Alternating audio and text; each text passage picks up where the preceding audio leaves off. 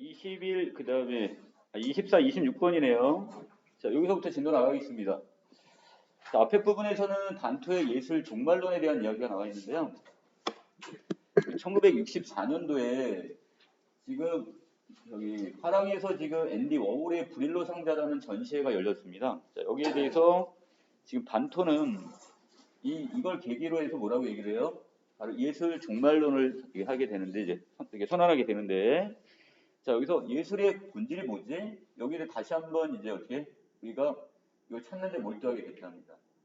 자, 무슨 얘기냐면 하나의 똑같은 그 상자야. 포장 상자를 놓고 나서 이것을 가지고 어떤 것은 일반적 사물이 되고 어떤 것은 예술 작품이 되느냐. 자, 그 기준점은 단토는 두 가지를 봅니다. 그 첫 번째가 무엇에 관한 것인지와 또 하나는 구현. 그 두 가지 조건을 만족하게 된다면 그것은 뭐가 될 수가 있다? 바로 하나의 예술 작품으로 볼 수가 있다는 얘기죠. 자, 먼저 무엇에 관한다는 것은 예술가의 그 의도한 주제가 무엇인지. 자, 이거고요. 자, 또 한 가지는 구현이라는 것은 그것을 이 주제를 어떠한 매체를 통해서 효과적으로 표현했는지 두 가지를 만족하게 되면 이건 예술이 될 수 있다고 봅니다. 자, 아랫부분. 자, 여기서부터 이제 예술계라는 개념이 도입이 되는데요. 자, 예술계란 어떠한 대상을 예술 작품으로 식별하기 위해서 선행적으로 필요한 것으로 자, 당대 예술 상황을 주도하는 지식이나 이론, 그 태도를 다 포괄해서 이걸 뭐한다? 예술계.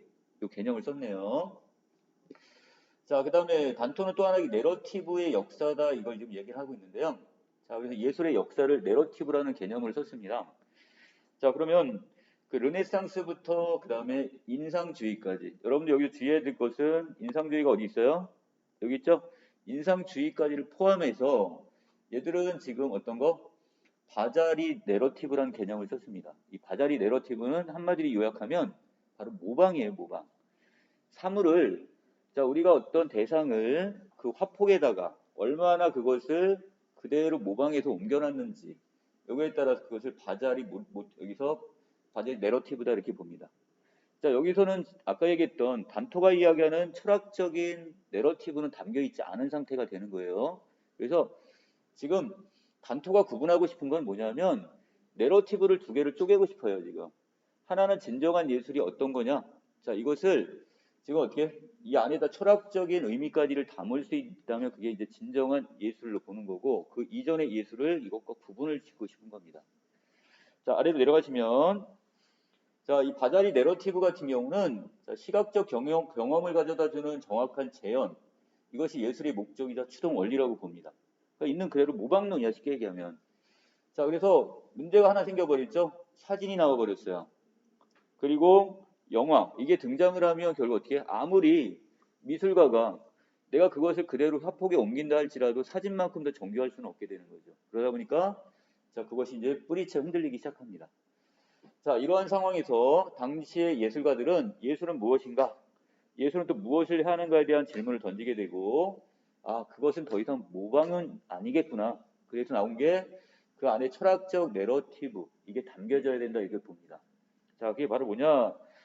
여기는 단토가 이야기하는 워홀의 그 브릴로 상자에서 바로 예술의 종말을 발견하게 되었다 그랬으니까 결국 이 워홀의 브릴로 상자에는 뭐가 담겼다는 거야? 단순한 모방이 아니라 그 안에는 철학적 내러티브가 담겼다 이렇게 보는 거죠. 자, 아래로 내려갑니다. 여기서 예술이 철학적 단계 이름에 따라 이전의 내러티브가 종결되었음을 의미하는 것. 자, 이것이 바로 그래서 예술 종말로는 더 이상 예술이 없어? 예술은 끝났어? 이것이 아니라요. 그 안에는 결국 새롭게 그 예술 안에는 뭐가 담겨야 된다? 철학적인 어떤 이런 내러티브가 담긴 자, 이렇게 그 이전까지는 이게 없었는데 새롭게 이게 담겼다 이렇게 보시면 됩니다. 자, 그래서 초록색입니다. 결국 예술 종말론은 비극적 선언이 아니라 낙관적 전망으로 해석할 수가 있고요. 자, 이걸 통해서 자, 어떤 특정한 어떤 방향이 없는 시기, 예술이 청취하는 과업에 대해 고민할 필요가 없는 시기, 즉 예술 해방기가 도래되었다 이렇게 볼 수가 있다는 거죠. 그래서 우리는 예전에는 그냥 미술하면 그냥 어떻게 화폭 안에 그림을 그리는 것만 했는데 또 예술이라는 범위가 되게 한정적이었단 말이야. 하지만 아까 위에서 얘기했던 단토가 이야기했던 뭐가 담긴다면 어떤 이 무엇에 관한 주제가 담기고 그것을 어떤 형식이 됐던 이것을 적절하게 표현만 할 수 있다면 이것은 다 철학적 내러티브가 담긴 예술에다 집어넣을 수 있게 되는 거죠. 자, 여기까지 정리해 놓으시고, 자, 틀린 거. 자, 26번에 가시면, 자, 여기서 주목할 거는 여러분들이 뭐냐면, A 부분은 누구 거래요?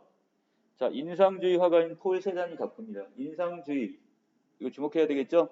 자, 그러면 인상주의 내러티브는 철학적 내러티브가 담겼다, 안 담겼다? 안 담겼다고 그랬어요. 자, 그 다음에 두 번째 이 B인 B는 바로 미술평론가인 로렌이 바로 A의 작품을 설명하기 위한 다이어그램이라고 본답니다. 자, 세 번째는 자, C 이 제목을 뭐라고 줬대요? 자, 리히텐슈타인의 자, 세잔 부인의 초상이라는 작품이랍니다. 자, 이때 반토는 맨 마지막에서 이런 얘기를 하네요. 자, 여기서 B는 A의 양감을 잘 보여주고는 있지만 자, 이건 미술 작품이다 아니다? 자, 이건 미술 작품이 될 수가 없다고 했고요. 자, 거기에 비해서 C는 지금 세잔이 바라보는 세계를 위트 있게 표현한 뭘로 봤다? 미술 작품으로 봤다는 얘기죠. 자, 그렇다면 자, B 부분에는 철학적 내러티브가 담기지 않았고 C에는 담겼다 이렇게 보는 게 되는 거죠.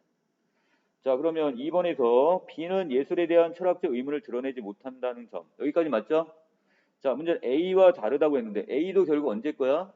인상주의죠. 인상주의는 철학적 내러티브가 나타나기 이전의 시대가 되는 거니까 여기도 마찬가지로 그럼 뭐야? 똑같이 철학적 내러티브는 담기지 않았다고 봐야 되겠죠. 자, 이거 공통점입니다, 결국은. 자, 넘기겠습니다. 27, 30번. 자, 이 중에 틀린 거 있나요?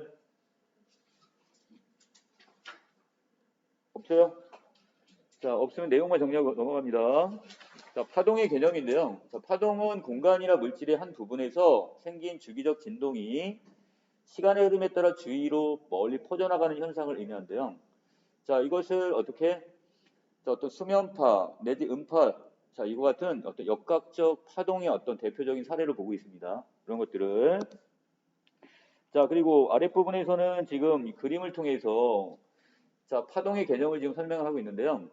자, 우리가 어떤 평형점인 0을 기준점으로 해서 자, 이때 이거에서 그 윗부분 최고점을 마루, 최저점을 골이라고 했고요. 자, 그 다음에 마루와 마루 또는 골과 골 사이를 뭐라고 하고요? 이 간격을 파장이라고 얘기를 하는 거죠. 자, 그 다음에 뭐 뒷부분에서 어떤 기준점인 평형점인 0으로부터 이 마루까지의 그 거리 이걸 진폭의 개념을 썼습니다. 자, 여기까지 정리가 됐고 자, 아랫부분에서는 우리 파동의 진행 속도는 파장과 주파수의 고부로 나타내는데요. 자, 파동의 속도가 일정하다면 왜? 그래서 이것이 일정하다면 주파수가 높을수록 파장은 반대로 낮아져야겠죠. 왜? 두 개를 곱해서 진행 속도가 나오는 거니까 진행 속도가 일정한데 그때 주파수가 높다면 결국 어떻게 일정한 값을 가져야 되려면 파장은 결국 짧아져야 되는 겁니다.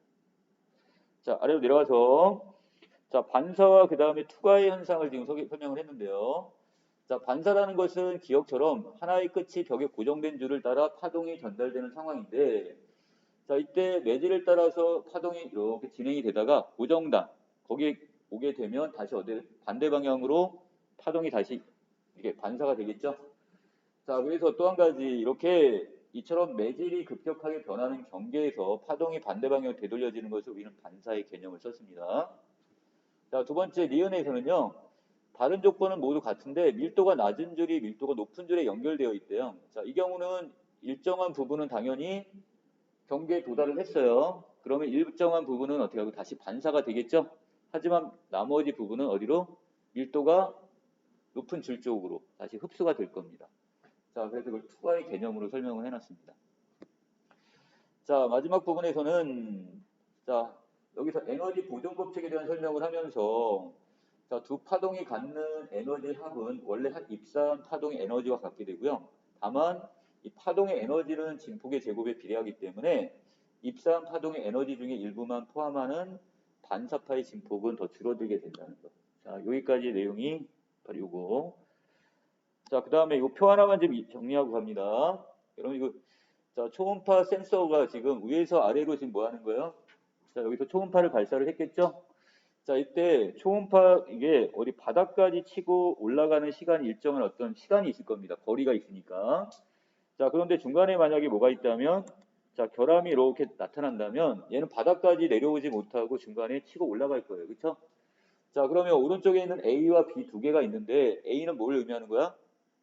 A의 경우는 지금 결함이 있는 부분이야. 그래서 끝까지 올라가지 못하고 중간에 치고 올라간단 말이야. 시간이 상대적으로 B보다 짧죠? 한 30초 정도밖에 안 걸렸으니까. 자, 그런데 A와 B 요 거리, 길이 100%를 기준점으로 했을 때 A의 경우는 50이고 그 다음에 B가 지금 100이라는 것은 결국 여기서 도달하는 왔다가 반사돼서 돌아가는 시간까지 상대적인 어떤 거리를 본다면 자, 결국 상대적인 것은 결국 B가 더 클 겁니다. 그렇죠? 자, 이걸 지금 나타내는 그래프라는 거. 자, 넘기겠습니다. 자, 31, 33번 바로 가도 되겠어요? 자, 이 작품은 자, 틀린 거 먼저 볼까요? 몇 번? 없어요? 자, 여기서부터 채점해야 돼요. 자, 그러면 같이 하면서 갑니다. 자, 먼저 31번의 답은 2번, 32번에 3번, 33번에 4번. 자, 이 중에 틀린 거 있습니까? 없어요? 자, 본문 정리합니다, 그럼. 자, 욕심 탐욕스러운 아버지가 있습니다. 자, 동생들한테 지금 자식들한테 지금 재산을 물려줄 생각을 안 해요. 자, 이때 큰아들 장남이 어떻게 해요? 자, 아버지를 설득을 하죠. 자, 동생들한테 지금 돈을 미리 지금 재산을 좀 나눠주세요. 그랬더니 자, 결국 거기에 대해서 어떻게 아버지 맨 처음에 동의를 합니다. 자, 그런데 이제 차남이나 이제 육남까지의 자식들은 아버지의 재산을 빼앗을 생각을 하는 거예요. 왜? 아버지가 절대 줄 리가 없어. 그러니까 우리가 빼앗지 않으면 가질 수가 없어. 이렇게 생각을 하는 거죠. 자, 여기 전략 부분입니다. 아까 약속하셨던 걸 말씀해 주세요. 무슨 약속? 자식들한테 돈, 재산 배분해 준다고 했으니까. 자, 그런데 아버지는 지금 또 딴소리 하고 있네요. 그게 뭔데? 이렇게 얘기를 했고. 자, 자식들은 결국 어떻게? 바로 자기의 최단 마지막 방법을 지금 쓰고 있습니다. 자, 백은사 스님들이 가르쳐 준 대로 잘 됐지 하면서 자, 뭘 꺼냈어요? 대접을 꺼내 들었는데 자, 아버지는 자기가 젊어진 뒤에 어떻게 하겠대? 그때 다시 재산을 분배하겠다 얘기하지만 자, 지금 아버지는 무슨 욕심이 있는 거야? 재산은 있어. 자기가 더 오랫동안 살게 되면 그걸 꼭 굳이 자식한테 줄 필요는 없다고 생각을 하는 거죠. 오히려 본인이 지금 젊어질 욕심을 지금 부리고 있습니다. 자, 오른쪽 자식들은 결국 어떻게 했어요?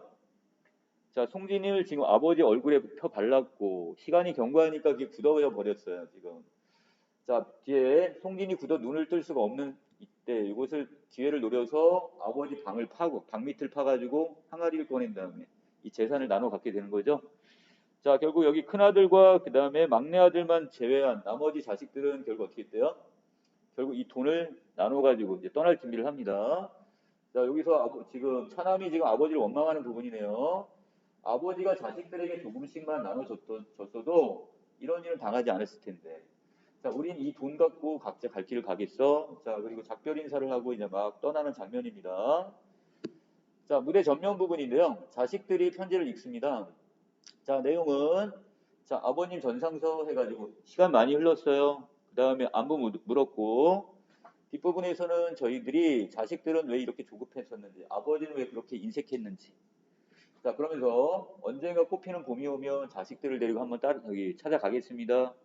했는데 자, 뒷부분에 보니까 결국 생각뿐이었지 실제적으로는 어떻게 됐어? 한 번도 찾아뵙지를 못한 거죠. 자, 두 사람 자식들과 그다음에 장남이나 막내를 제외한 나머지 자식들과 떠난 자식들과 아버지는 결국 화해를 하지 못한 상황입니다. 자, 여기서 중요한 거는 바로 이 무대 전면 부분인데 자, 여기에서는 지금 누구한테 관객들을 향해서 지금 이야기를 하는 장면, 편지를 읽습니다. 하지만 이 무대 전면에서 이 벌어진 이 자식들의 편지의 내용이 관객이나 또는 다른 등장인물들에게 영향을 끼치지 않는다는 거. 자, 마지막 부분에 넘기시면 자, 아버지는 이제 시간이 세월이 흘러서 지금 쇠약해진 몸입니다. 자, 그리고 지금 막내 며느리인 동료가 빨래를 하고 있고요. 자, 그리고 큰아들은 어디 갔대요? 자, 하지 감자를 지금 캐러 갔다고 얘기를 하고 있고 그 다음에 남편 바로 막내죠. 막내는 어디 갔고요? 지금 살구를 따러 갔다고 얘기를 합니다. 자, 그래서 자, 아버지는 여기서 마지막 깨달음이 있네요. 자, 부끄러울 거 없다 하면서, 자, 여기서 애를 가지면 자꾸만 신 것이 입에 당기는 거니까, 자, 그러면서 내 자식이 또 다음 자식을 낳고, 다시 또 그 자식이 또 다른 자식을, 다음 자식을 낳고, 자, 그러면서 아버지는 이제서야 이제 후회를 하고 있죠? 이렇게 살고 가면 되는 것을. 자, 시간은 흐르고 세대는 계속 교체가 일어나는 거야. 근데 아버지는 그것을 어떻게 너무 욕심, 탐욕 때문에 결국 자식들까지 떠나보내고 나서 이제서 지금 후회를 하고 있습니다. 자, 주제입니다. 세대 간의 어떤 갈등과 세대 교체. 자, 이걸 보여주는 작품입니다. 그래서 여기선 구세대와 신세대의 어떤 갈등은 있지만 그것은 결국 자연적인 순리고 그걸 받아들여야 했었는데 이걸 결국 받아들이지 않은 아버지, 그 다음에 자식들은 결국 후회를 하게 되는 거죠. 자, 넘깁니다. 자, 34번부터인데요. 자, 채점합니다. 34번에 3번, 35번에 1번, 자, 36번에 4번. 자, 이 중에 틀린 거 있습니까? 36번. 자, 이 작품은 조금 어려워요. 그 중간에 자, 내용을 정리를 하면 자, 부부 사이에 결국 아들이 하나 태어납니다. 자, 그리고 아버지는 결국 죽게 되고요. 자, 어머니 혼자서 지금 누구를 아들을 키우게 됩니다. 자, 그런데 자, 이 마을에 결국 소리꾼 사내가 찾아오죠. 그리고 결국 이 소리꾼 사내는 누구와 엄마와 정을 통하고 결국 딸아이를 낳게 됩니다. 자, 그 상황에서 결국 출산 과정에서 결국 누가 엄마는 죽고 말죠. 자, 결국 소리꾼 사내는 누구와 누구를 자, 어린 아들과 그러니까 친아들은 아니야 결국 의붓 아들이 되는데 의붓 아들과 그 다음에 친딸 딸이 되는 거죠. 딸 핏덩어리 딸을 데리고 결국 전국 방방곡곡을 돌면서 이제 소리로서 결국 어떻게 해요? 생계를 유지하게 되는 거죠. 자, 이 상황에서 아들에게는 뭐를 가르치게 되고요? 의붓 아들에게는 결국 북을 가르치게 되고 고수. 자, 그 다음에 딸에게는 결국 소리를 가르치게 됩니다. 자, 이 상황에서 이 아들은 의붓 아들은 결국 어머니가 이 소리꾼 사내를 만나지 않았더라면 또 만났더라도 결국 이 딸을 낳지 않았더라면 죽지 않았다고 생각을 하겠죠. 자, 그래서 이 복수의 일념 그것 때문에 늘 어떻게 해요? 눈이 이글이글 거려요. 자, 그리고 언젠가는 반드시 소리꾼 사내를 죽이겠다는 복수심에 불타 있습니다. 자, 소리꾼 사내는 어느 정도 그걸 눈치를 채고 있음에도 불구하고 결국 어떻게 이 아들을 의붓 아들을 옆에 두게 되죠. 자, 하지만 결국 누가 못 버텨요? 아들이 못 버티고 결국 떠나버리고 맙니다. 자, 그 상황에서 자, 여기는 소리꾼 사내는 결국 딸마저 자기 곁을 떠날까봐 결국 딸의 눈을 멀게 합니다. 자, 그리고 나서 이제 소리에 한을 싫게 하죠. 자, 그리고 나서 이제 누구도 마찬가지 소리꾼 사내도 결국 이 세상을 하직합니다. 자, 세월이 흘렀어요. 여기는 이 여인, 이 딸, 여인은 결국 눈이 안 보이니까 자, 이제 여기 바로 여기 주막집에 지금 여기 천가라는 사람의 주막집에서 의지하고 이제 소리를 하면서 이제 그 밥값을 대신하는 거죠. 자, 이때 누가 찾아오냐면 한 사내가 찾아오는데 바로 누구? 바로 오빠가 되는 거죠. 그래서 이 오빠가 찾아오게 되고 하룻밤 같이 이제 소리를 통해서 그 한을 풀고 그 다음 오빠는 떠나버리죠. 자, 그런데 이 작품에서 사내도 여인도 서로가 지금 어떻게 남매라는 이야기를 한마디도 지금 입 밖에 내질 않아요. 그리고 나서 이제 사내가 떠나고 나서 여인은 바로 지금 어젯밤에 다녀갔던 그 사람이 바로 자기 오빠였음을 바로 이 청가한테 얘기를 해주는 장면. 자, 근데 왜 아는 척을 안 했느냐? 이제 그 이야기를 이제 대화를 통해 풀어 나가고 있습니다. 자, 본문 들어갑니다. 자, 앞부분 줄거리인데요. 자, 늦가을 어느 저녁 무렵에 천시의 주막에 한 사내가 찾아오죠. 이 사내는 바로 누구? 예전에 그 의붓 아들. 자, 그 다음에 주막집 눈먼 여자에게 소리를 해달라고 부탁을 하게 되고요. 자, 그러면서 아랫부분의 내용은 바로 사내가 이 여인에게 들려주는 자기의 과거, 가족사 이야기입니다. 자, 소리가 마을로 들어서던 한여름, 그러니까 소리꾼 사내가 마을로 찾아 들었을 때 자, 한여름이 지나고 훌쩍 뒤바뀌고 이듬해 여름에 어느 날 밤 소년의 어머니가 결국 뭐 했대요? 무서운 복통 끝에 자, 피덩이 하나를 낳게 되는데 바로 이제 딸을 출산하게 되는 거죠.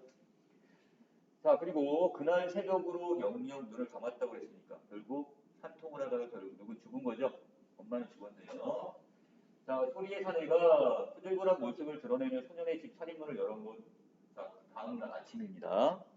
자, 그리고 나서 어떻게 했대요? 자, 어미 되는 사람이 무덤을 만든 다음에 결국 소리꾼 사내는 그 핏덩이하고 그 다음에 그 아들을 데리고 이 마을을 떠나게 되는 겁니다.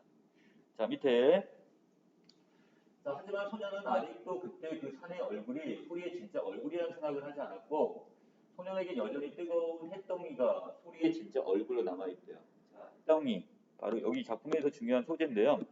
바로 누구에 대한 여기 있는 그 사내에 대한 어떤 복수심 또는 이 분노의 마음을 여기서 햇덩이로 표현합니다. 자, 그리고 나이가 들어가도 마찬가지였대요. 사정이 달라져 버린 소리의 사내가 핏덩이 같은 갓난애와 소년을 데리고 저곳으로 다니면서 밥을 죽으라고 다닐 때도 소리의 진짜 얼굴은 언제나 그 뜨겁게 이글거리는 핏덩이 쪽이었으니까 결국 뭐만 소년의 마음 속에는 이 복수심만이 계속 불타고 있는 거. 이 상황이라 보시면 되겠네요. 자, 그리고 문제는 결국 어떻게? 결국 소년이 견디지 못하게 되는 거죠. 자, 그리고 나서 어떻게? 본인이 그걸 떠나고 말았는데, 자, 그리고 나서 어떻게 했어요? 결국 이 사내는 결국 동네 전국을 떠돌아다니면서 반평생을 결국 이 소리를 찾아다니게 됩니다. 울분, 이걸 하늘을 틀려고 하는 부분. 자, 여기까지가 바로 어떻게 본인이 이야기하면서 어쨌거나 저런 내력으로 이 나이 40이 넘도록 이 누추한 어릴 적 기억을 버리지 못하고 자, 이 청승맞은 소리 비렁뱅이 질을 하고 다닌다 이렇게 얘기를 합니다. 자, 그러면서 밑에 부분 자, 이 햇덩이 이야기를 계속하고 있죠. 자, 그런데 오늘 밤 자네한테서 내 눈썹을 불태울 것 같은 그 뜨거운 햇덩이를 다시 보게 된 것인데 왜 그랬어요? 바로 여기 있는 이 사람이 바로 자기 누이라는 것 이걸 알고 있죠? 자, 그렇다 보니까 이 상황에서 결국 그 어머니에 대한 추억이 다시 떠올랐을 테고 그 복수심 이게 또 한 번 또 다시 불타고 있네요.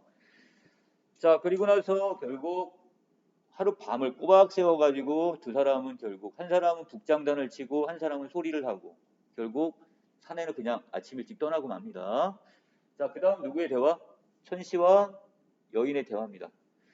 자, 하지만 자네한테 오빠가 있다 할지라도 자, 어젯밤 손님이 그때 그 오빠라고 장담할 수는 없지 않은가? 이렇게 얘기를 했어요. 자, 천씨가 물어봅니다. 자, 그랬더니 자, 뒷부분에 자, 오빠가 아닌가는 싶은 생각으로 벌써 손님을 처음 대했을 때부터 들기 시작했어. 하지만 이때 여인은 눈이 보여요, 안 보여요? 안 보이는 상태예요. 자, 그런데 손님이 소리를 찾아다니게 된 내력을 말했을 때 이미 의심할 여지가 없었고, 자, 그 다음에 북채. 자, 북채를 들고 손님이 소리를 할 때, 오라비, 그 오라비의 그 장단. 이것이 바로 제 암이 되는 그 소리꾼 사내를 얘기하는 거죠. 바로 이 소리꾼 사내한테 뭘 배웠어? 북장단을 배웠단 말이에요. 그 솜씨를 그대로 재현하고 있습니다. 아, 이걸 통해서 눈으로는 보이지 않지만 이 북장단을 통해서 아, 그때 그 오빠구나 이걸 이제 알게 되는 거죠. 자, 그 다음에 뒷부분에 그러면 자네 오라비도 자네를 알아보지 않았을까? 근데 알아보았겠죠. 이렇게 얘기했고요. 아니 근데 왜 서로 말도 없이 허망의 길을 떠나고 말았는가 이렇게 다시 물어봤어요. 그랬더니 날 죽이고 싶었기 때문일 겁니다. 이렇게 얘기합니다. 그 복수심. 자기가 태어나지 않았더라면 엄마가 죽지 않았다는 그 복수심이 되겠죠. 자, 그 다음에 뒷부분에 노인네가 돌아가시기 전에 제게 말씀하신 것이 또 한 가지가 있었는데 당신은 자, 노인네는 늘 소리를 할 때 오라기 눈에 살기가 돋는다고 얘기를 합니다. 바로 이게 햇덩이가 되는 거죠. 자, 그래서 늘 어머니의 그 원수를 잡기 위해서 그 옆에 붙어 있었다고 생각을 하고요. 자, 오빠는 결국 원수를 갚기는커녕 당신 편에서 먼저 노인의 소리를 이기지 못하고 도망을 치고 말았대요. 자, 그리고 어젯밤엔 저도 소리를 하면서 오라비한테서 그런 살기를 좀 한번 느꼈답니다. 그리고 그걸 오라비, 오빠는 그걸 햇덩이라고 하지만 바로 이게 이 복수심, 살기가 되는 거죠. 자, 뒷부분입니다. 자, 그런데 오라비는 지금 어떻게 서로가 그걸 자네 오라비도 알았지 않을까? 알았을까? 그러면서 오라비를 그토록 알아보고 있는 눈치를 많이 내 그랬더니, 그러니까 자네가 당신의 오빠를 알아본 것을 상대방도 알지 않았을까? 그런데 소리가 어우러져 나가면서 오빠도 좋게 그것을 알고 있었을 겁니다. 자, 알고 있음에도 불구하고 결국 어떻게 한 거예요? 소리를 통해서 결국 한을 결국 이렇게 풀고 그냥 가버린 겁니다, 지금. 자, 주제 하나 정리해놓고 갑시다. 자, 한의 예술적 승화, 이 정도 정리해놓으시면 됩니다. 한의 예술적 승화. 결국 소리를 통해서 자, 속에 쌓였던 한 사람을 어떤 상대방을 죽이고 싶은 마음들을 결국 풀어내고 그냥 가버렸습니다, 지금. 자, 여기서 아까 36번이라고 했죠? 자, 이 작품에서 사내는 노이와 함께 지금 의붓 노인을, 자, 의붓 아비를 따라다니다가 노인의 소리를 못 이기고 도망을 칩니다. 자, 그러나 운명적으로 또 소리를 찾아다니게 되는 거죠. 자, 밑에 빨간색. 예술은 끊임없이 추구하는 과정만 존재하며, 자, 그 길은 시련과 고통의 연속일 수밖에 없다 이렇게 얘기합니다. 자, 결국 예술의 종착역은 있어요, 없어요? 목적지는 없는 거죠. 결국 계속 과정만 있다고 얘기를 합니다. 자, 이 작품에서 소리와 햇덩이는 바로 이와 같은 예술가의 길과 관련이 있다 이렇게 얘기를 했고요. 자, 그렇다면 4번에서 자, 사내가 지금 햇덩이로 상징되는 소리의 절대적 경지에 도달했다고 했는데 이건 아니라고 그랬죠. 이 작품은 어떤 원한이 맺혀 있고 그다음 햇덩이 자체는 어떤 복수심 정도는 되겠지만 이것을 절대적 경지로 볼 수는 없어요. 그리고 보기에 분명히 소리의 절대적 경지까지 이룰 수 없다고 얘기를 했으니까 과정만 있으니까. 자, 여기까지 정리해 놓으시고 자, 그 다음에 갑니다. 37번에 1번, 38번에 3번, 39번에 자, 5번. 자, 이 중에 틀린 거? 자, 38번. 자, 다른 친구 없나요? 39번. 자, 그러면 자, 가작품 맞춰볼까요? 자, 이 작품은 지금 머슴 대길이라는 작품인데요. 자, 세터 관전인의 머슴 대길이는 성머슴이라는 거 힘세고 일 잘하는 머슴으로 자, 누룩돼지 한 마리 정도는 번쩍 들어서 어떻게 돼? 넘길 정도로 그야말로 돼지 멱다는 소리까지 흡떡 넘길 정도였답니다. 자, 그래서 자, 밥대가 늦어도 어땠다고? 거기서 투덜댈 줄도 모르고 심지어는 이른 동네 아침 이슬을 털고 잘도 훤히 치웠다 그랬는데 이게 무슨 얘기예요? 아침 일찍 일어나가지고 동네 마을길을 어떻게 하는가 깨끗하게 쓸었다 이런 얘기야. 자, 이걸 통해 그만큼 자, 부지런하기도 하지만 결국 공동체 의식을 가진 누구를 나타내고 있다? 바로 머슴 대길이 아저씨에 대한 이야기가 되겠네요. 너 펜 안 들래? 자, 그 밑에 그러나 낮보다 어둠에 빛나는 먹눈이라는 말을 썼습니다. 자, 이때 어둠이라는 것은 시대적 상황과 연결한다면 일제 강점기가 되는 거고 자, 먹눈이라는 것은 부정적 의미 아닙니다. 자, 이 먹눈은 여기에서 어떤 거? 의식이 깨어있는 인물, 바로 성각자를 의미하게 됩니다. 자, 밑에 머슴방 그 등잔불 아래에 난 대길이 아저씨한테 뭘 배웠대요? 각약, 격역, 바로 한글을 배웠다는 얘기죠. 자, 그러면 일제강점기의 상황 속에서도 아저씨는 나에게 민족의식을 일깨워준 인물. 이렇게 보시면 되겠네. 그래서 장화홍전을 주룩주룩 읽었고 어린아이가 세상에 눈을 떴답니다. 하자 자기 자신을 얘기합니다. 일제 36년이 지났고요. 한글을 아는 사람은 나밖에 없었답니다. 자, 밑에 대길이 아저씨한테는 또 동네 어른들도 함부로 대하지 못할 정도로 자, 인격적으로 고dat다는 걸 알 수 있겠고요. 자, 살구꽃 핀 마을 뒷산에 올라가 호접산 처녀 누구죠? 이성이죠? 자, 아가씨 이성에게는 관심도 없었답니다. 자, 여기 중요한 부분이 바로 여기 바다입니다. 자, 지게 작대기 뉘어놓고 먼데 바다를 바라봤다고 했으니까 자, 바다라는 공간은 결국 바로 누구 대길이 아저씨가 마음속에 품었을 이상과 포부 이걸 상징합니다.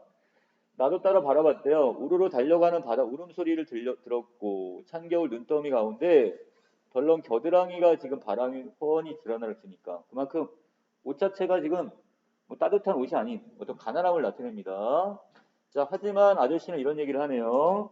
자, 전체 주제연입니다. 사람이 너무 호강하면 저밖에 모른단다. 남하고 같이 사는 세상인데 자, 아저씨가 강조하는 공동체 의식입니다. 자, 남을 배려하고 같이 살아야 되는 세상이 아니겠니?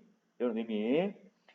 대길이 아저씨, 그는 나에게 불빛과 같은 존재였대요. 자다가 깨어나도 자, 켜져서 밤새우는 불빛. 자, 여기서 불빛은 자, 결국 정신적인 어떤 스승 내지는 깨달음을 주는 존재로서의 불빛. 의미를 갖게 되겠네요. 자, 전체 주제는 더불어 사는 삶의 어떤 아름다움을 이 작품에 지금 담았습니다. 자, 주제의식. 그래서 공동체의식.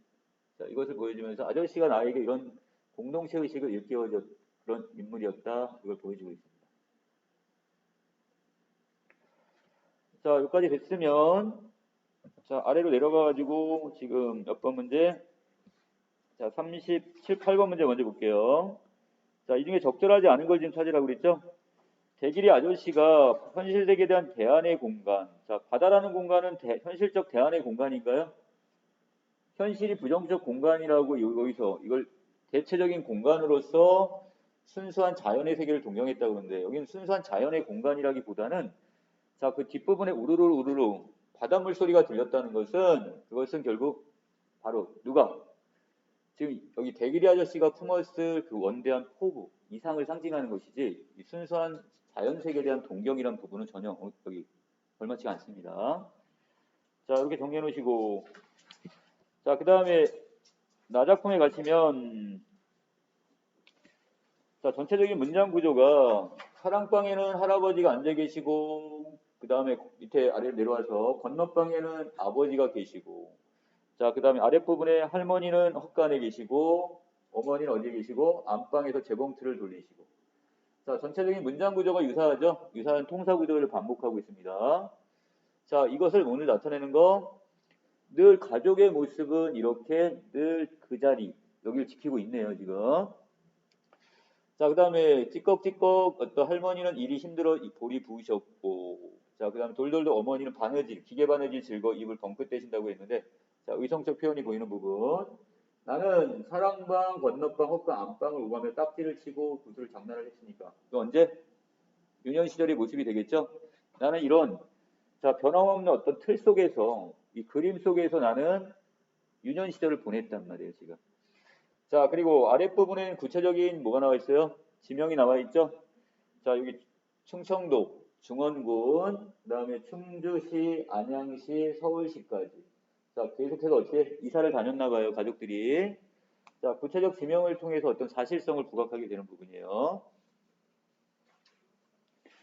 자, 한 장을 넘기시면 이렇게 옮겨 살아도 이 틀은 자, 아랫부분에 이걸 이 그림 이런 표현을 써놨는데 자, 이것은 가족 간의 관계는 변함이 있다 없다? 없어요. 그대로입니다. 가족의 어떤 모습들은 늘 그대로의 모습을 지키고 있네요. 자, 어디 할아버지는 사랑방에 계시고 그 다음에 아버지는 건넌방, 할머니가 헛간, 어머니가 안방에 계신 이 모습은 변함이 없이 그대로 유지가 되고 있어요. 자, 그런데 나는 크면서 어떻게 해요, 이제? 버스를 타고 기차를 타고 외지로 떠돌기도 하고 심지어는 바다 건너 어디까지 갔다 와요? 딴 나라 외국에도 나갔다 왔고 자, 그래서 자기는 자, 다른 외지를 떠돌고 돌아오면 그 고향 또는 가족의 그 틀은 변함없이 그대로 그 자리를 지키고 있었단 말이야. 자, 그런데 자기는 거기에 대해 어떻게 했대? 저승에 가도 이 틀 속에서 살 것인가? 나는 그것이 처음에 싫었습니다. 젊은 시절에는 그것이 그렇게 싫었는데 문제는 어느새 나도 할아버지 정도, 할아버지보다 더 나이가 많아졌대요. 많이 늙었네요. 나이가 들면서 나는 나의 이 집이 좋아지기 시작합니다. 자, 뭐에 대한? 집에 대한, 가정에 대한 애착을 느끼게 되는 거죠. 어떻게 보면 변함이 없는 늘 그 자리를 지키는 그 모습이 뭔가 되게 안정적인 걸 느끼게 되는 거예요, 이제. 자, 그러면서 그 밑에 철없는 아이가 되어 딱지를 치고 구슬장난을 하면서 자, 유년 시절을 다시 돌아가서 회상을 하면서 나는 더없이 행복감을 느끼고 그 그림 속에서 이걸 늘 추억을 회상하면서 자, 늘 행복감을 느끼는 거죠. 자, 어린 시절 변함없는 그 틀이 나는 그렇게 싫어가지고 여기를 떠나서 자, 외지를 자기가 떠돌았지만 지금 나이가 들고 나니까 아, 이것이 하나의 가정이고 안정적인 어떤 틀이구나. 이걸 느끼게 되면서 자, 주제입니다. 인간의 어떤 본원적인 또는 나의 집에 대한 어떤 애착을 느끼는 부분입니다. 자, 인간의 본원적인 나의 집에 대한 애착. 자, 이렇게 정리됐다면, 자, 아래로 내려가서 39번이죠? 자, 여기 주제 그대로 나와 있죠? 본원적 애착을 갖게 되는 곳이 바로 집이라고 얘기했었고요. 자, 맨 마지막에 보시면, 자, 집을 떠났지만 결국 언젠가 그 집으로 돌아와서 심리적인 회귀를 하는데 이것은 본원적인 애착이 그려낸 기억의 그림이 나이가 들수록 선명해지기 때문이다 이렇게 얘기를 합니다. 자, 여기 힌트가 있었고요. 자, 이것과 연결해가지고 선택지 5번에 보시면 할아버지보다도 아버지보다 나이가 많아지면서 화자가 이 틀 속에 벗어날 수 있는 나이가 되었다가 아니라 외려 그 틀 안에서의 행복감을 느끼게 되는 거니까 이 사람 벗어날 수 있는 나이하고 상관이 없습니다. 이래 애착을 느끼는 이 상황으로 보시면 될 것 같아요. 자, 넘기겠습니다. 자, 40번의 답은 4번, 41의 1번, 42번의 3번. 자, 이 중에 틀린 거? 자, 42번. 자, 여기에서 앞에 부분서부터 보면, 자, 이제 등장인물 전체를 정리합니다. 자, 여기 남자 주인공의 이름은 유연수입니다. 유연수. 자, 여기서 이 한림은 뭐냐, 그럼? 한림 학사. 이 사람이 어떤 관직명이라고 보시면 돼요. 자, 그래서 보통 우리가 어떤 유상서, 뭐 이렇게 여기 직책이 올라가면 그 벼슬 이름으로 부르잖아요. 자, 유연수가 바로 누구?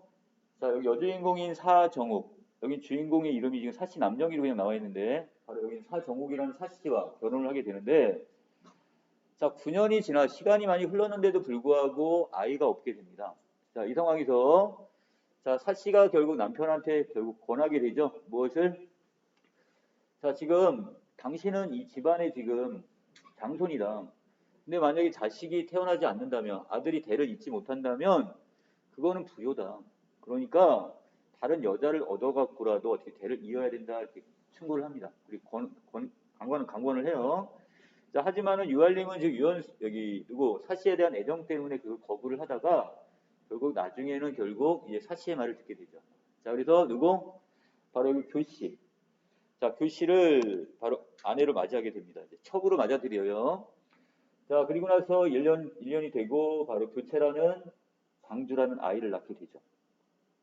자, 그래서 자, 지금 유알림은 지금 대를 잇게 되니까 이 장주를 예뻐합니다. 자, 그런데 자, 그런 것도 기쁨도 잠시 바로 사씨 부인에게도 태기가 서죠. 10년 만에 아기가 여기 임신을 하게 됩니다. 자, 교씨 입장에서 어떻게 되는 거야? 결국 아들이라도 태어나게 된다면 결국 그 자리를 빼앗길 수밖에 없다고 생각을 하겠죠. 자, 그래서 자기 나름대로 대책을 강구합니다. 어떻게? 사씨가 먹는 약에다가 거기다 뭘 타냐면 결국 어떻게 낙태하는 약을 타버려요.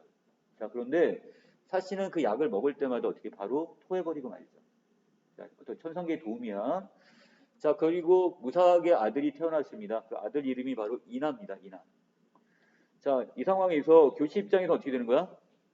자기 어떤 자리가 흔들리다 보니까 결국 극단적인 방법을 쓰게 되죠. 바로 뭐냐면 동청과 짜고서 결국 자기 아들 장주를 살해합니다. 그리고 모든 걸 누구한테 뒤집어 씌워요? 이걸 사씨한테 뒤집어 씌우게 되죠. 자, 유알림, 유연수는 결국 어떻게 다른 걸 다 용서가 되지만 자기 자식을 죽였다는 것까지는 용서할 수 없었겠죠. 자, 그래서 사씨와 이나를 결국 내쫓아 버리게 되는 거죠. 바로 여기 교재 부분은 바로 사씨가 이것 때문에 결국 고행을 하는 장면입니다. 사씨가 남정기 남쪽에 가서 남쪽으로 가다 이게 남정기입니다. 지금. 자, 이 작품은 누구 작가 김만중의 작품인데요. 김만중이가 이 작품을 썼던 그 시기는 유배 귀향을 갔을 때입니다. 자, 왜? 자, 바로 이것은 역사적 사건과 연결되는데요. 자, 숙종 때입니다. 자, 숙종이 결국 인현왕후를 폐위를 시키고 그 자리를 지금 누구? 장희빈을 그 자리에 앉히게 되죠. 여기에 반대를 하다가 반대 상소문을 올렸다 결국은 유배를 가게 돼요. 자, 김만중이 이 소설을 썼던 이유는 바로 이거 누구? 이 장희빈을 교시했다. 그 다음에 숙종을 유알림, 그 다음 인현왕후를 사씨한테 그렇게 해서 간악한 장희빈을 내치고 다시 인현왕후를 복귀시켜야 됩니다. 복원시켜야 된다.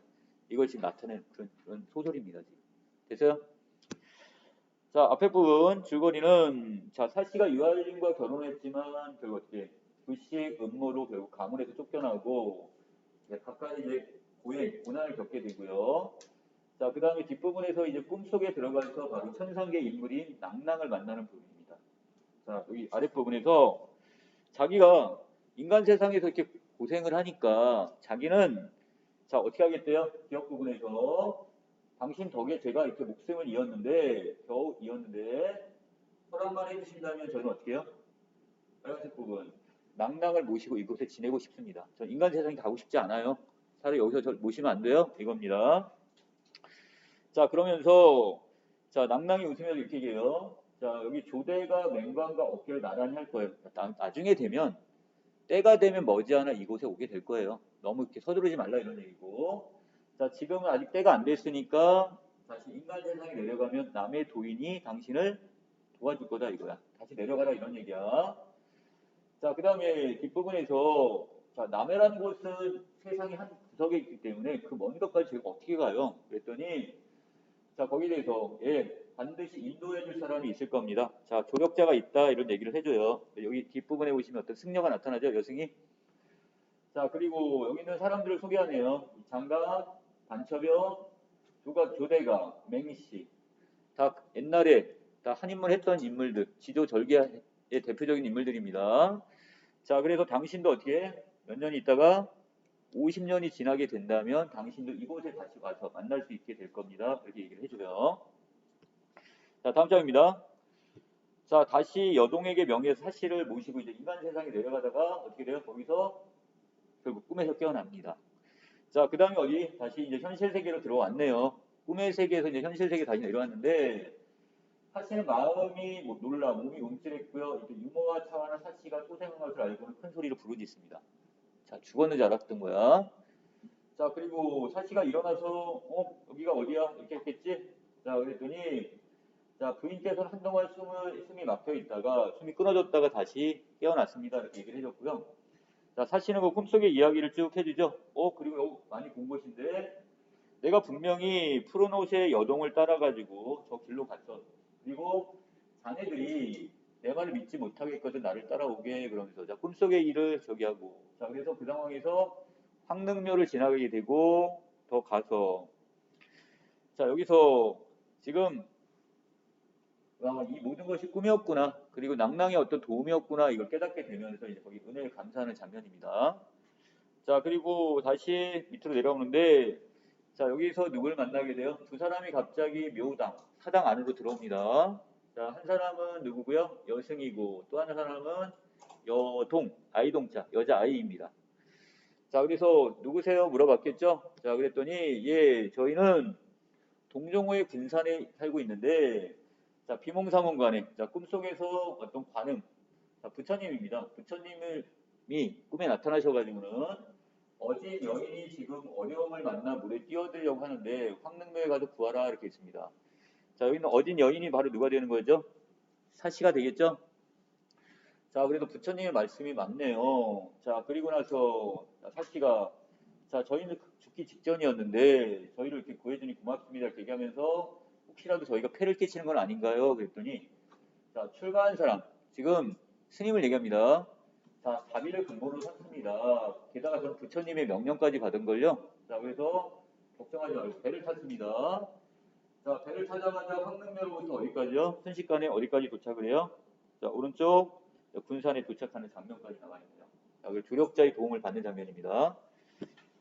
자, 여기에서 아까 42번이라고 했나요? 자, 이 작품은 천상계와 지상계라는 공간 그리고 그걸 매개하는 꿈속, 비몽사몽과 같은 반현실적인 공간이라는 세 개의 공간적 층위가 지금 바탕이 됩니다. 자, 여기서 자, 적절치 않은 걸 지금 찾는 문제인데요. 자, C부분의 꿈속에서 일어난 사건은 사씨가 비에서 느끼고 있는 미래에 대한 불안감을 심화시키고 있다고 그랬는데 자, 지금 비에서는 어디였죠? 자, 천상계에 가가지고 지금 뭘 느낀 거야? 저기 지상계에서 천상계에 대한 꿈을 꿨죠? 근데 거기서 뭐라고 했어? 이 낭낭이? 자, 지금은 아직 올 때가 아닙니다. 그리고 50년이 지나서 이곳에 오게 될 거예요. 그리고 분명히 현실에 가면 거기 조력자, 도와줄 사람이 있습니다. 이렇게 얘기했으니까. 자, 여기 어디를 봐도 지금 불안감을 느낄 수 있는 부분은 없습니다. 그죠? 네, 답 3번. 자, 마지막 43, 45번 체크합니다. 43번에 4번, 44번에 5번, 45번에 4번. 자, 이 중에 틀린 거 44. 자, 가시면 자, 여기 43, 45번의 지문 이 성산별곡은 상당히 좀 중요한 작품 중에 하나인데요. 자, 여기서 정극인의 이 작품들의 어떤 계보입니다. 자, 가사 작품들입니다. 자, 정극인의 성춘곡이라는 작품이 있었고요. 이것에 영향을 받은 작품이 바로 송순의 면왕성가. 자, 그리고 이 작품에 또 영향을 받은 게 바로 이 작품, 정철의 이 성산별곡이 여기에 들어갑니다. 자, 그리고 자, 여기까지 지금 보면 정극인의 성춘곡도 이미 수능에 기출이 됐어요. 그리고 그 다음에 면왕정가가 기출이 됐단 말이야. 그 다음이 바로 뭐 정철의 성산별곡이 출제가 돼야 되는데 이 작품은 출제가 안 됐죠. 대신에 어떤 작품? 자, 관동별곡, 삼위인곡, 송미인곡 다 정철의 작품입니다. 그래서 이 중에 관동별곡은 3번씩이나 출제가 됐어요. 자, 그만큼 이 성산별곡은 수능에 출제 가능성이 높다는 얘기예요, 지금. 자, 이 안에 있는 내용에서는 자, 성산이라는 곳에서 여기는 누구? 김성원이라는 사람이 있어요. 자, 이 사람이 지금 뭘 해놓고 나서 정자를 지어놓고 이 풍류를 즐기는 모습. 자, 그것을 예찬하는 내용입니다. 자, 원래는 이 봄, 여름, 가을, 겨울 4계절이 다 나오는데 그 중에 여기는 지금 봄과 여름밖에 없습니다. 그 뒷부분이 좀 잘렸다는 얘기예요. 자, 산속에 책력이 없어 달력이 없어서 사계절을 모르더니 눈아래 펼쳐져 있는 경치가 철철이 계절에 따라 절로 나니 듣거니 보거니 하는 일마다 모두 신선의 세계와 같구나 이 뜻입니다. 봄, 여름, 가을 그 성산 주변이 그만큼 아름답다 이런 얘기야. 자, 여기서부터가 봄입니다. 매창. 자, 매화가 피어있는 창 밖에 아침 햇볕에 자, 향기에 무슨 매화 향기에 잠이 깨니 산옹이라고 나와 있죠. 자, 산에 사는 늙은이 바로 김성원이라는 바로 여기 정자의 주인입니다. 김성원. 자, 할 일이 곧 없지도 않다 그랬으니까 바로 여기 초록색으로 묶은 부분이 바로 뭐가 되는 거야? 바로 김성원의 하루 일과입니다.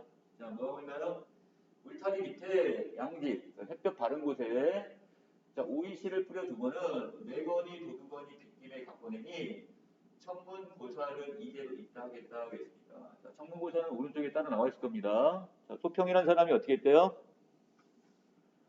소평이라는 사람이 결국 벼슬을 그만두고 어떻게 이 사람이 청문 부근에 가서 오이 농사 지며 사는 거. 자, 그만큼 자연을 즐기는 걸 얘기하는 겁니다. 그래서 자, 여기 있는 누구의 생활이 바로 여기 있는 김성원의 이런 생활이 바로 누구와 소평과 너무 맞아 떨어진다 이런 얘기네요.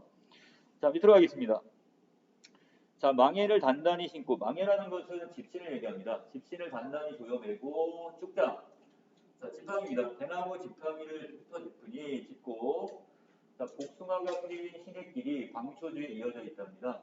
자, 그래서 꽃다운 풀들이 있는 곳에 자, 그곳까지 이렇게 지금 쭉 이어져 있고요. 아름다운 경치네요. 잘 닦은 거울 속 절로 그린 석병풍이라고 했으니까 자, 이렇게 뭐가 있고 정자 앞에 이렇게 호수가 있어요. 자, 호수의 연못에 지금 뭐 하는 거야? 그 산의 모습이 이렇게 하나의 병풍처럼 비치고 있습니다. 그림자를 벗삼아 서하로 함께 가니 자, 도원이 어디네요? 무릉이 여기로다 그랬습니다. 무릉 도원이네요. 여기도. 자, 지금 이 봄의 경치가 바로 자기가 무릉 도원에 있는 듯 자, 이렇게 표현했습니다. 자, 남풍부터 가니 여름이래요. 자, 남풍이 건득 불어 녹음을 자, 푸른 나무 그늘을 헤쳐내니 계절을 하는 꾀꼬리는 어디서 온가? 시황, 베개라고 했는데요. 자, 시황이란 바로 태평성대. 태평한 시절에 자, 여기 풋장을 얼핏 깨니 공중에 젖은 난과 물 위에 떠있구나. 자, 화자는 바로 이렇게 그 정자에서 이렇게 잠이 들었었나 봐요, 잠깐. 자, 이렇게 일어나가지고 난간 있죠? 자, 정자의 난간을 아래로 이렇게 보니 그 밑에 자, 물이 흘러갑니다. 그리고 어떻게 물 위에다가 지금 정자를 지었네요, 지금. 자, 마이 배옷을 걷어 올리고 갈건. 자, 10배 수건입니다. 머리에 쓰는 이거 모자를 기울여주고는 허리를 구부렸다 들였다 보는 것이 고기. 자, 물고기를 이렇게 정자 아래로 흘러가는 물, 여기에 물고기가 이렇게 헤엄치고 있고요. 하룻밤 뒷기운에 홍백년, 붉은색과 흰색의 연꽃이 섞어서 피니 바람기가 없어도 만산이. 자, 이 연꽃의 향기가 흠뻑 젖어 있나 봐요. 자, 염계라는 사람을 만나서 자, 태극을 묻는 듯 태을 지닌 자, 신선을 만나 옥자를 헤쳐놓은 듯 되었으니까 자, 이 연꽃을 보면서 연꽃의 향기를 맡으면서 바로 누구를 떠올리는 거야? 염계라는 사람. 이 사람이 쓴 글, 그걸 연상을 했고요. 이 사람과 대화를 나누고 싶다 얘기합니다. 자, 노잠 바라보며 그 다음에 잠이탄 곁에 두고 그랬는데 자, 노잠 바위고요. 이 잠이탄 할 때 이게 30년 들어간 거 봐서 그 호수입니다. 호수. 자, 거기 곁에 두고 큰 소나무를 차일 삼아, 차일 햇빛 가리개 삼아 석경 돌길입니다. 돌길. 자, 돌길에 앉으니 인간의 6월이 여기서는 삼치로다 가을처럼 시원하구나 이겁니다. 한여름인데도 큰 소나무 아래에 있다 보니까 시원하기만 합니다. 지금 여름인데도. 자, 청강에 맑은 강물에 떠있는 오리가 백사장에 옮겨 앉아 백구 갈매기입니다. 갈매기를 벗삼고 잠 깰 줄 모르나니 무심코 한가함이 주인과 어떠한가 했습니다. 자, 무심, 욕심이 없다. 자, 그렇다면 자, 갈매기와 그 다음에 여기 있는 주인이 서로 어떻게 둘 다 욕심 없는, 권력에 대한 욕심이 없는 것이 똑같다 이렇게 좀 얘기하고 있어요. 자, 그래서 여기 성산 주변에 아름다움을, 사계절의 아름다움을 지금 표현한 건데 그 중에 봄과 여름 여기까지만 묘사가 되고 있어요. 자, 여기까지 됐다면 자, 지금 몇 번이었죠? 틀린 게 44번이었죠?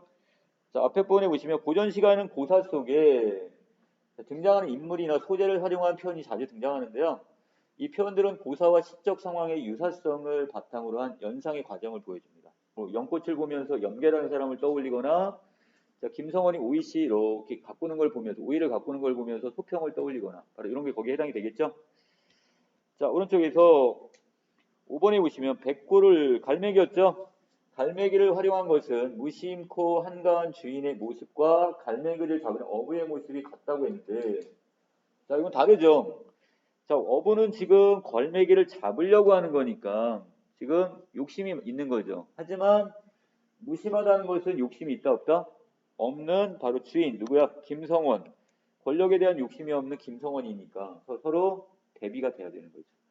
자, 그래서 모습이 같은 게 아니라 서로 대비되는 모습을 보여준다. 이렇게 정리해 놓으시면 되겠을 것 같아요. 자, 45번 틀린 친구 있나요? 됐어요? 틀렸어? 자, 기억과 연결을 시켜야 되는데 자, 동그라미 기억을 먼저 보고 하면 자, 지금 어떤 상황이냐면 지금 자, 매화가 피어있는 창가에 지금 잠이 깨었나 봐요. 자, 산 늙은이 하루 일과가 없는 게 아니라고 했으니까 바로 이렇게 오이를 가꾸며 사는 바로 김성환의 모습을 지금 여기서 보여주고 있고요. 자, 45번입니다. 기러기가 우는 밤에 내 홀로 잠이 없어. 자, 잠이 깨었네요, 지금. 자, 잔등, 등불입니다. 등불을 돋아놓고 전전불매. 무슨 뜻이죠? 전전불매. 엎치락 뒤치락 하면서 잠을 이루지 못하는 상황을 얘기합니다. 창밖의 굵은 빗소리에 더욱 망연하구나 아득하기만 하대요 지금. 자, 그렇다면 기러기의 울음소리와 굵은 빗소리는 결국 혼자 있는 독수 공방하고 있는 시적하자의 외로움을 더 부각시켜주고 있는 거죠. 자, 그렇다면 자, 여기서 4번에 기억의 할 일은 산홍이 세상을 위해 해야 할 과업이라고 했는데 아니죠. 이건 세상을 등지고 벼슬길을 그만두고 자연 속에서 지금 자연을 즐기고 있는 한가로운 모습으로 보셔야 됩니다. 자, 여기서 앞에 부분 잘못됐고 자, 보기에 잔등을 돋아놓고 있는 모습은 나 자신을 나의 외로움을 달래기 위해서 지금 등불을 켜놓고 있는 장면이니까 이건 가능하겠네요 지금. 자, 여기까지 해서 내용 정리합니다.